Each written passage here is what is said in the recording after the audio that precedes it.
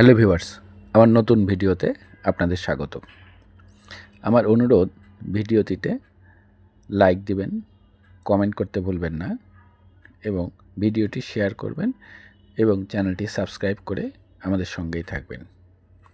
আজ আপনার জন্য নিয়ে এসেছি দুর্গাপূজার বিজয়া দশমীর শোভাযাত্রা সম্পর্কে। এবারের দেবী দোলায় গমন করছেন। বিজয় দশমী সনাতন ধর্ম অবলম্বীদের নিকট একটি আবেগময় দিন। এই দিনেই দেবী দুর্গার বিদায় হয়। এই কয়েকদিনের পূজা, আনন্দ আর ভক্তির পরে এই দিনটি আসে এক মিশ্র অনুভূতি নিয়ে। একদিকে আনন্দ, অন্যদিকে গভীর বেদনা। সকাল থেকেই মণ্ডপে মণ্ডপে ঢাকের বাদ্য, উলুধ্বনি আর শঙ্খধ্বনিতে মুখরিত হয়ে ওঠে চারপাশ। ভক্তরা দেবীর শেষ দর্শন নিতে ভিড় করেন। দেবীর সিঁদুর খেলা, অঞ্জলি ও প্রসাদ গ্রহণের পর শুরু হয় এই বিজয় দশমীর শোভাযাত্রা। এই শোভাযাত্রা অত্যন্ত জাঁকজমকপূর্ণ হয়। ঢাক, ঢোল, কাঁসার ঘণ্টা, শঙ্খধ্বনি আর বলো দুর্গা মাই কি জয় ধ্বনিতে মুখরিত থাকে পরিবেশ। সাধারণত মেয়েরা লাল শাড়ি পরে মুখে সিঁদুর মেখে দেবীকে বিদায় জানানোর জন্য প্রস্তুতি নেন।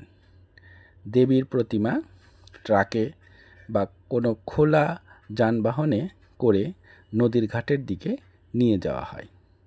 পথে পথে ভক্তরা ফুল ছিটিয়ে আরতি করে দেবীর পায়ে প্রণাম জানায়। শোভাযাত্রার দৃশ্য যেন এক অপূর্ব রঙিন উৎসব, আলো, রং, সঙ্গীত আর ভক্তিতে ভরা।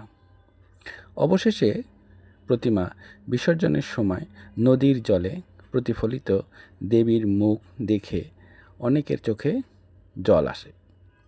সকলেই প্রার্থনা করে আগামী বছর আবার এসো মা এই স্লোগানে। দেবীর বিদায় মানে শুধু প্রতিমার জলে মিশে যাওয়া নয়, একটি বাঙালি হৃদয়ে এক নতুন আশার সূচনা। বিজয় দশমীর শোভাযাত্রা তাই শুধু একটি ধর্মীয় আচার নয়, এটি এক মহা সাংস্কৃতিক ঐতিহ্য, যেখানে বিদায়ের বেদনার মধ্যেও থাকে আনন্দ, ঐক্য আর পুনর্মিলনের প্রত্যাশা। আপনি কি চ্যানেলটি সাবস্ক্রাইব করেছেন? ভিডিওটি শেয়ার করেছেন? কমেন্ট করেছেন?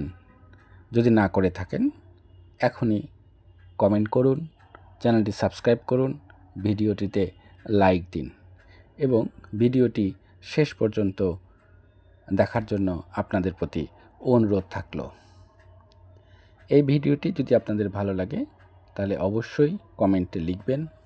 ভবিষ্যতে আপনাদের জন্য আরও নতুন নতুন ভিডিও আপলোড করব। সে পর্যন্ত আপনারা ভিডিওটি দেখতে থাকুন এবং অপেক্ষা করুন।